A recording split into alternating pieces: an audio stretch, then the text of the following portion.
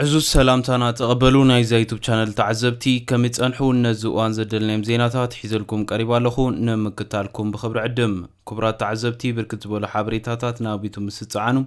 أقدموا ملقطوي دما نوتيفيكيشن نخبت حكم زيناتات بوان نختكتاتلون نزا يوتيوب channel سبسكرايب بمقبار نايدول ملكت متواقعي ترسعوم.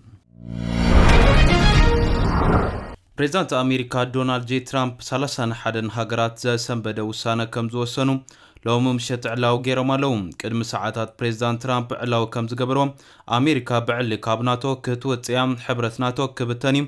نعانا كم زي بصحكم لنا نحنا ونعختكم ايكن بتحلكم نينا قبل تسمع لهم از خمزيلون كلو اب تغادد خوينات ماخلاي مبراق امارات عرب كابلو متحيزوم نبار سقمتي وسيدالام زخون يخون ايراناوي ناب غزاتي كاتو معلوبو نفرتين ايراناويان صعينن اي غعزانيا كتبل اويجالام بتوساغين مصاب بهرمز بحيل نمخفاتنا امريكا كتحجز تشاباشب كم زلاون تغليصلهم بزرزر اسمعكم كخونيم بتخالي وغان كاب ايران حدش زينا تسمع لهم بريزيدنت ايران مسعود بزيسكيان هرمز بزملكات قدم ساعات هابو مغلصي زسمعكم كخوني كم دوما بريزيدنت ايران مسعود بزيسكيان مس اوروباويان بتليفون كم استزراربون تملقيتلهم مس اوروباويان ابزكايد وزتم مس اوروباويان زكايد وزت بزملكات زسمعكم كالي غدايوم كم اونو تخينات بهصوص نخودا بزبل تشاينا باكستان حموشانت بتازلو وطن سلام حيزن كم زقربا تصبتي بلوم بتخالي وغن كبرى سمعتي اسرائيل ناب ليبانوس اتيام مدقعتي كتور الكاب تجمر سومنات تقصيرو مهلاوي فلتن نزو سيعبو اسرائيل مكم زفلتتن تخوينم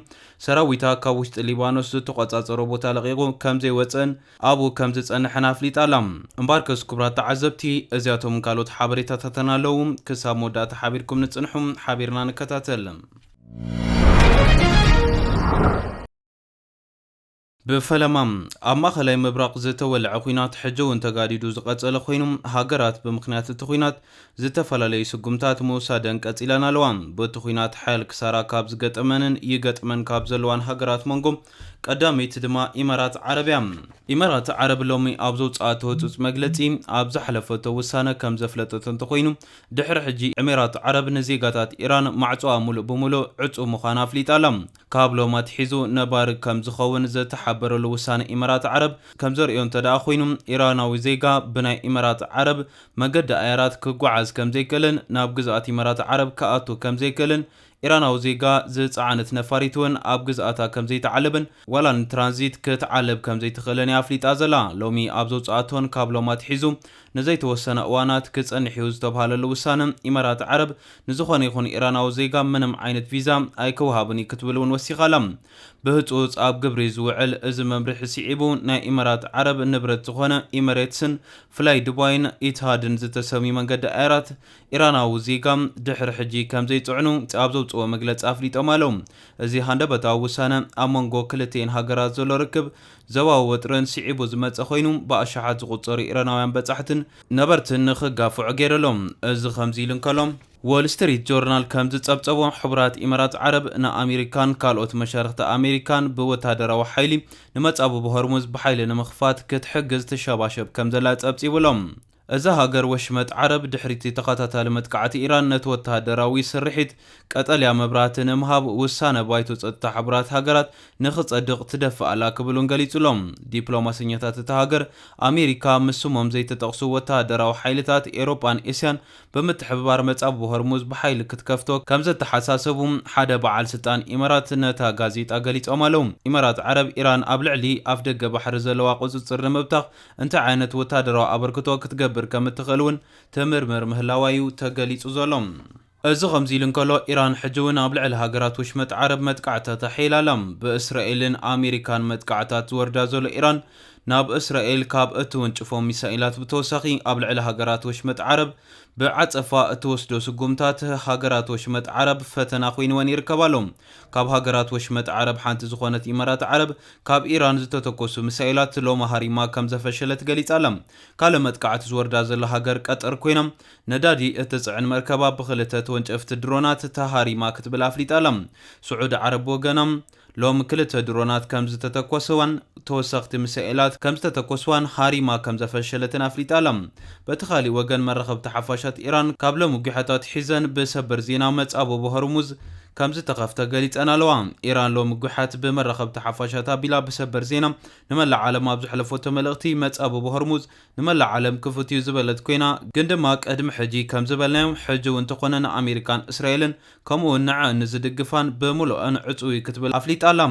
መጻበብ ሆርሙዝ ንኻልኦት መራኸብ ምኽፋቱን ንኣሜሪካን እስራኤልን ምዕጻውን ሎሚ ዘፍለጡ ፕሬዚዳንት ኢራን ኮይኖም ኣለዉ። ፕሬዚዳንት ዶናልድ ጄ ትራምፕ ምስ ኢራን ዘካየድዎ ኩናት ኣብ ውስን ሰሙናት ከም ዝውዳእ ኣብ ዝዛረብሉ ዘለዉ ሕጂ እዋን ፕሬዚዳንት ኢራን መስዑድ ፐዚሽኪያን መጻበብ ሆርሙዝ ንጸላእትናን ንደገፍቶምን ክሳብ መወዳእታ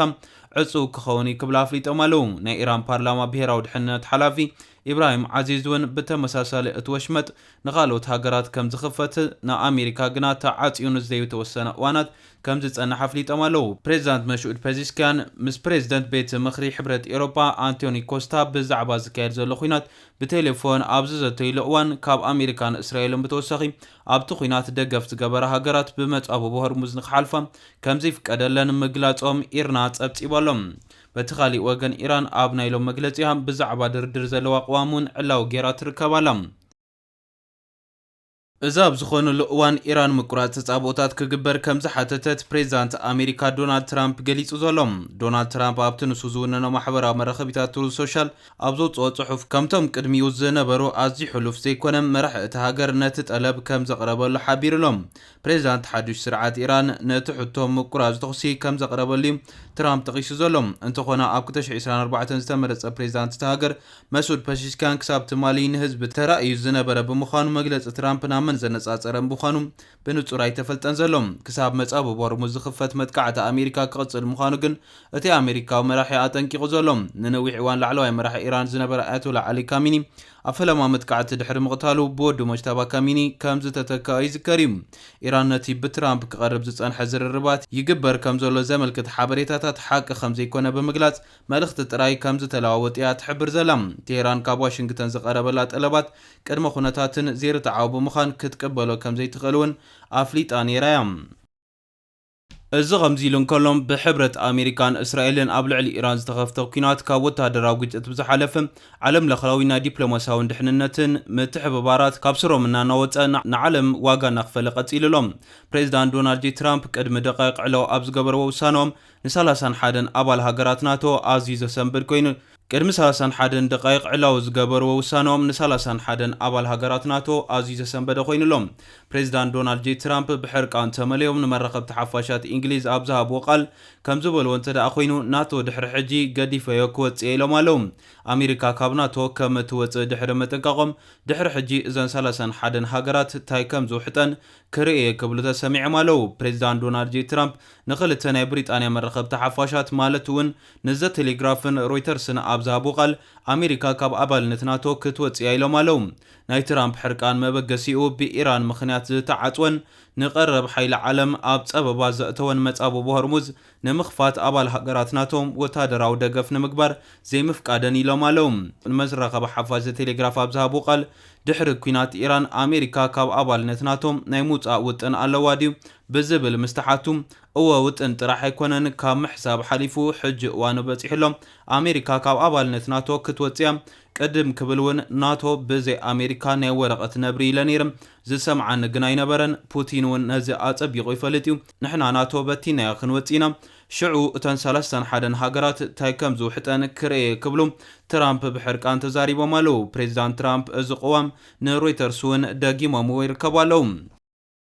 እዚ ከምዚ ኢሉ እንከሎ ክቡራት ሰማዕቲ እስራኤል ናብ ሊባኖስ ኣትያ መጥቃዕቲ ከተውርድ ካብ እትጅምር ሰሙናት ተቆፂሩ ምህላው ዝፍለጥ ኮይኑ ነዚ ስዒቡ እስራኤል ሎሚ ከም ዘፍለጠቶ እንተኮይኑ ሰራዊታ ኣብ ውሽጢ ሊባኖስ ዝተቆጻጸሮ ቦታ ለቂቑ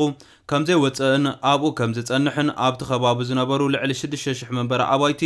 ሙሉእ ብምሉእ ከም ዘዕንወምን ነበርቲ ናብ ዓድታቶም ክምለሱ ከም ዘይክእሉን ኣፍሊጣ ትርከብ ኣላ። እዚ ውጥን ብወገን ኤሮጳውያን ዝለዓለ ተቃውሞታት እውን ቀሪብዎ ይርከብ ኣሎ።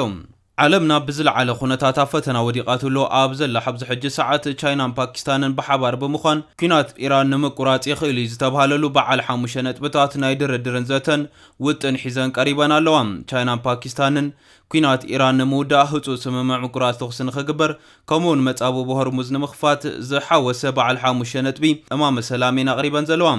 እዚ ውጥን ሰላም ዝቐረበ ሚኒስትሪ ጉዳያት ወፃኢ ፓኪስታን ሃገሮም እቲ ኩናት ንኽውዳእ ንምድርዳር ኣብ እተካይዶ ጻዕርታት ናይ ቻይና ድጋፍ ንምሕታት ናብ ዋና ከተማ ናይ ቻይና ቤጂንግ ድሕሪ ምብጽሖም እዩ። ሚኒስትሪ ጉዳያት ወጻኢ ቻይና ከም ዝገለጽዎ እንተኾይኑ ክልቲአን ሃገራት ሰላም ንምስፋን ሓድሽ ጻዕርታት የካይዳ ኣለዋ ክብሉ ገሊጾም ኣለዉ። ቻይና ኩናት ኢራን ብዝምልከት ክሳብ ሕጂ ዝሃበቶ ቀጥታዊ መልሲ